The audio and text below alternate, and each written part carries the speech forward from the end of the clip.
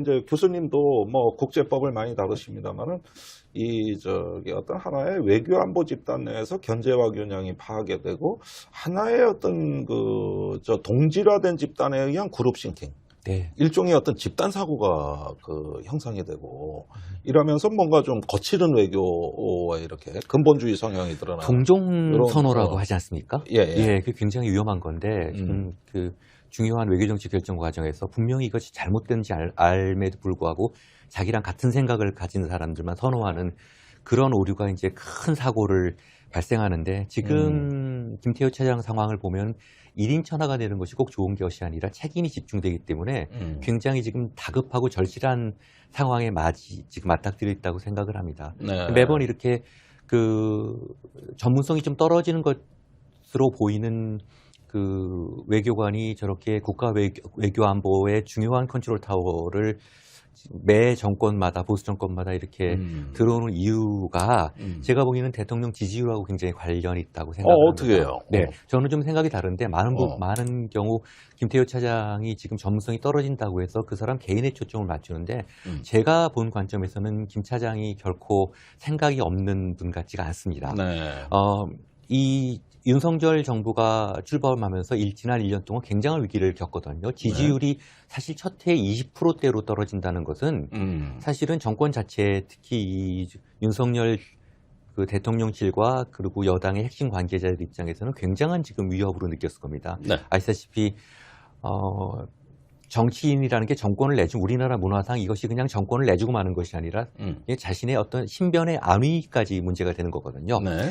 그러다 보니까 결국 그 생각한 것이 30%대의 이 지지율을 어떻게라도 방어를 해야 되겠다는 아주 절실함이 있었을 테고 그러기 위해서는 그 30%에 지금 포함되고 있는 소위 극우 세력들의 입장을 대변하는 외교 정책이 계속 발표가 돼야 된다는 집토끼 전략. 네네 그런 관점이 있었을 겁니다. 그러다 보니까 그 와중에 여러 가지 외교 안보 라인 중에서 가장 이런 그 30%의 그 극우 세력과 그 결을 같이 하고 있는 사람인 그 김태효 차장의 발언권이 강화됐을 것이다. 그렇게 생각을 합니다. 어떤 정치적 배경을 설명해 주는데 마침 그 얘기가 나오셨으니까 오늘 갤럽 조사가 나온 것 같습니다. 한번 보고 가실까요? 띄워주세요. 자, 지금 대통령 직무수행 평가 한번 보시죠. 아이고야, 27%. 아이고. 예, 그러니까 잘하고 있다 27%. 가만히 있자. 이런 20%대 본 지가 꽤 오래전인 것 같은데. 예, 부정평가가 65%까지 올라갔습니다. 아니, 이게 지금 한일 정상회담에서 한미 정상회담으로 이어지는 지금이 그 지지율 반전의 어떤 회심의 일착으로 봤던 기획된 국면이었고 굉장히 이때 기대감이 컸을 건데 지금 저 지지율 한번 보면은요. 네. 예. 그리고 저 부정평가의 1위가 항상 외교 안보예요. 27%라는 그 수치가 굉장히 위험한 것이 이게 첫 해에는 보통 네. 그 정권과 여당과 그 방송이 그 언론이 허니문 기간이거든요. 네. 웬만하면 터뜨리지 않고 일단은 지켜보자주의인데 1년이 지나기 전에 몇 번씩 20%대로 지지율이 떨어진다는 거는 이것을 만회하기 위한 방법을 자꾸 외교안보에서 찾았는데 그것에서 특별한 그 성과를 못 얻고 심지어는 지금 수치에 나타나지만 오히려 그 문제가 더 대통령의 지지율을 폭락시키는 그런 원인이 되고 있지 않습니까? 그런 부분들이 굉장히 지금 패착이 아닌가 생각합니다. 아니 그런데 이게 지금 외교안보가 심각합니다. 제가 그저께 파이낸셜 타임즈 기사가 너무 눈에 띄는 거예요. 거기 뭐라고 써 있느냐? 이게 문건 파동이 터지고 그 사흘이 지나서 나온 기사거든요. 근데 파이낸셜 타임즈가 장문의 기사를 우크라이나하고 한국의 포탄 문제를 보도했는데 뭐라고 썼냐면은 이렇게 써 있습니다. 아니 작년 9월에도 미국이 요청했고 젤렌스키 대통령이 전화도 했고 올해 초에는 나토 사무총장이 한국에 직접 와서 좀 한국에 포탄 좀 달라고 요청했고 근데 지금 이렇게 6개월이 넘도록 한국 정부가 답변을 안 하시는데 이러면서 뭐 행동하는 동맹 뭐 자유 보편적 같이 얘기하는데 그 말미에 이제 그 아주 주관적인 원래 이런 스트레이트 기사에 그런 표현이 안 나오는데 뭐라고 써 있냐면 한국의 소심하고 비겁한 태도라고 썼어요. 그러니까 이게 도대체 준다 안 준다 말 자체를 뭉개버리는. 예. 이거에 대해서 소심한 국가라고 아예 그거는 파이낸셜 타임스라는 언론 자체가 굉장히 무책임한 발언을 했네요. 이렇게 예. 발언을 하고 오늘 말입니다. 뉴욕 타임즈에 나온 기사가 국내 언론에 보도가 됐는데 여기서 한술 더 뜹니다. 폴란드 총리가 인터뷰를 했어요. 그랬는데 이 한국의 우크라이나 포탄 지원에 바이든 대통령이 직접 개입해야 된다. 예. 이거 압력 넣으라는 얘기거든, 미국이. 그러니까 이게 쏟아지는 기사들을 보니까 지금 어떻게 보면 이것도 이 문건 효과가 이리로 불똥이 튀는 거 아니냐 하는 의문이 드는 것이, 저 한국 정부는 말이야 저런 취급이나 받고 말이지 빨리빨리 결정도 안 하고 꼼수 쓰는 대책회의나 하고, 그 다음에 벌써 이거 얘기 나온 지가 언젠데 아직도 제대로 하나 뭘 처리 못하는 이런 식의 말투고, 아예 미국 보고 미국이 압력 넣으라고 이렇게 되니까 우리로서 이거 굉장히 지금 수치스러운 표현들이거든요. 제3국가가 말이죠. 그리고 안 준 것도 아니고 폴란드에 우리 무기 많이 줬는데 이렇게 나온다. 세상 일에는 덮어둘 문제들도 있는데 도청이라는 지금 상황 속에서 이 덮어둘 문제들이 다 지금 밖으로 나오니까 수습할 수 없는 지경으로 가지 않습니까? 정부 입장을 굳이 대변하자면은 왜 전시 외교는 전황에 좌우된다는 말이 있습니다. 그러니까 지금 우크라이나 전쟁이 터져갖고 이게 국면이 어떻게 진행될지 모르는데 그 상황에서 우리가 어느 편을 일방적으로 들 수가 없으니까 어떻게 보면 시간을 좀 끌었다고 볼 수가 있죠. 그렇게 했는데 그렇게 한 것을 갖다 비겁한 외교라고 얘기하는 거, 또 뉴욕타임스 소심하다라고 얘기하는 것들은 사실 언론으로서는 좀 무책임한 행동이고 무책임한 발언이라고 생각합니다. 외교사 전문가로서 경고하는데 우크라이나 전쟁에 직접 개입하면 정권에 사활을 거는 겁니다. 어떤 점에서? 이 전황이 어떻게 움직일지 모르거든요. 거기다가 아까 이제 중국과 러시아의 눈치라고 말씀을 하셨는데 그렇게 표현될 수도 있지만 전략적 고려를 해야 됩니다. 우리는 지정학적 그 위기에 많이 노출되는 나라고요.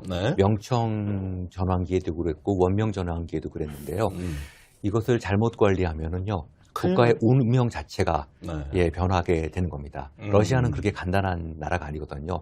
제가 이렇게 말씀드리는 것은 러시아의 어떤 갖고 있는 자체 국력도 있지만 러시아가 전후 국제사회에서 차지하고 있는 위상은 그들이 독서전에서 독일의 예봉을 막았다는 데서 기인합니다. 2차 대전 때 네네네. 그렇기 때문에 아주 굉장한 국제사회, 전후 국제사회의 지분을 갖고 있는 나라이기 때문에 이 러시아하고 정면 대응을 한다는 것은 제가 이 문제는 최소한 정권의 사활을 거는 문제로 갈 수밖에 없습니다. 북한의 문제에도 영향을 줄까요?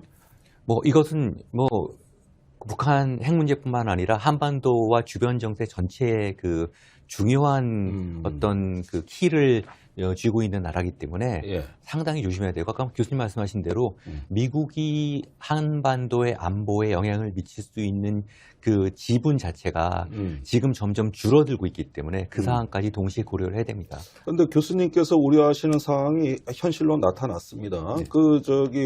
이 문건이 폭로되고 나서 푸틴의 구체적인 응답이 나왔어요. 그럼요, 위험합니다. 그래서 지금 이렇게 우크라이나에 무기 지원하는 거는 직접 지원이든 간접 지원이든 대응하겠다고 TF를 설치했다는 이 보도가 지금 이건 문건 파동 이후에 나온 거거든요. 그러면은 이 한미 정상 이후에 우리가 좀 예상하거나 우려할 만한 어떤 상황이 이건 펼쳐지고 있는 걸로 봐야 되는 거 아니에요? 네, 그야말로 베트남 전쟁 개입하는 거하고는 차원이 다른 문제입니다.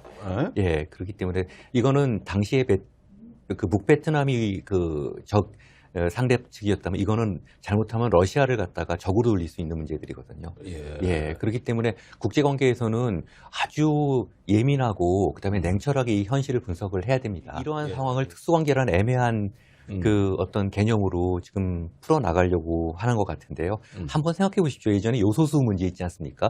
그런 간단한 요소수 문제 하나 갖고도 우리나라 산업 기반 전체가 정지하는 정도 차원인데요. 주변의 큰 나라들하고는 굉장히 여러 가지 전략적 고려를 통해서 이 관계들을 유지를 해야 됩니다. 정말로 우크라이나 전쟁이 어느 쪽으로 지금 움직일지는 모르거든요. G7은 대부분 나토 소속 국가들 아닙니까? 우리 같은 경우는 중시해야 되고, 지금 이 우리나라 외교계를 지배하고 있는 이러한 저자세 외교들의 바탕에 그냥 문화가 있는 것 같아요. 전쟁 트라우마에 기초한 문화가 있는 것 같은데, 예전에 그 히딩크 감독이 굉장히 의미 있는 얘기를 한번 한 적이 있습니다. 그 우리나라가 그 미국 월드컵 때 네덜란드에 5대0으로 한번 완패한 적이 있고 그때 그 네덜란드 팀 감독이 히딩크였어요. 당시 저는 네덜란드에 유학 중이었고. 그래요? 네, 근데 그때 당시에 그쪽 언론 나중에 그것이 끝나고 우리 언론하고 인터뷰를 할 때 당시 그 미국 월드컵 때 전략이 어땠냐고 했더니 히딩크 감독 하는 소리가 보통 이제 조별 리그가 결정되면은 각 대표팀끼리 한 연습장을 쓰는데 2시간씩 이렇게 쓴답니다. 네. 근데 이제 예를 2시에 4시까지 네덜란드 팀이 쓰고 4시부터 우리가 써야 되는데 이게 이제 그때부터 신경전이 벌어진대요. 근데 4시에 그 연습이 끝나도 안 나간답니다. 왜? 그러면은 이게 이제 신경전인 거죠. 안 나가면은 이쪽에서 시간을 보고 밀어내야 되는데 네. 한국 선수들이 지금 연습하고 있는 네덜란드 선수들이 뭐 진짜 유럽의 최고 수준의 프리미어 리거들이다 보니까 거기서 터치라인 속으로 들어오지 못하더라고요. 기가 죽어서. 그래서 이거는 기본적으로 게임이 안 된다고 얘기를 하더라고요. 그래서 히딩크 감독이 우리 선수들한테 일단 2002년에 저놓고 시합을 하는 거네. 2002년에 주문한 게 뭐냐면은 홈이다. 태클 아주 강력하게 들어가라 얘기를 했거든요. 자신감이죠. 지금 이러한 문화가 지금 한국의 외교계를 많이 이렇게 지배하고 있는 느낌이 듭니다. 미국이 잘못했으면요.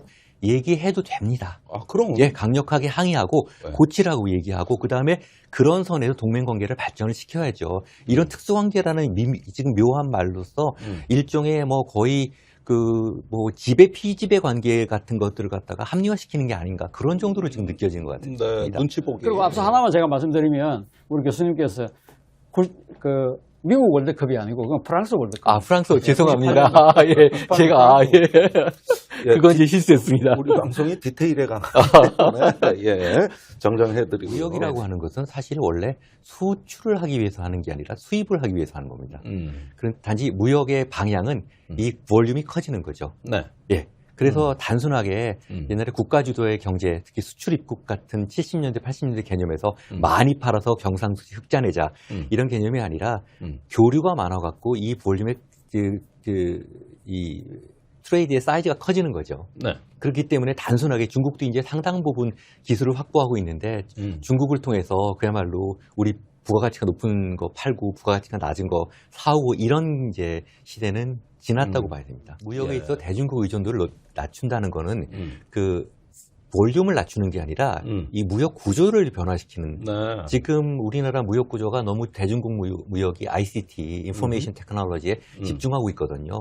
거의 무역 수지 흑자 2017, 18년에 99% 이상이 이제 정보기술에 나오고 그 중에 반 정도가 중국에서 나오기 때문에 중국과 한국의 그 기술 격차가 아주 적어서 상당히 위태로운 상태입니다. 그러니까 지금 이런 지금 현재 추경호 부총리도 그렇고 대중국 무역 의존도를 줄이자고 하는 것은 좀 미국의 의존도를 높이자는 그런 뉘앙스로 좀 들리는데 무역 교류와 투자나 무역의 교류는 확대해야 되죠. 단지 그 상황에서 무역 구조를 어떻게 이제 좀 점진적으로 다원화시키고 다양화할 것인가 이런 문제를 정부가 논의를 해야 되는데. 그러니까 그렇게 점잖게 품격 있게 얘기하면 안 됩니까? 그런데 무역 흑자 끝났다 이래버리니까.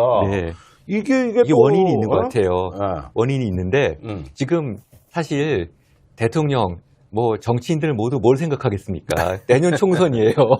내년 총선에서 어떤 먹거리를 가지고 나올 것인가 이 상황을 지금 생각을 하는데 여러 가지 지금 시나리오가 있겠지만은 그래도 어느 정도 예컨대 총선에서 이길 수 있는 이제 시나리오가 있고 질 수 있는 게 참패는 하지 말자. 이 상황 속에서 이런 문제가 좀 나오지 않았는가. 그런 관점을 조금 제가 한번 알겠습니다. 들여다보고 있습니다.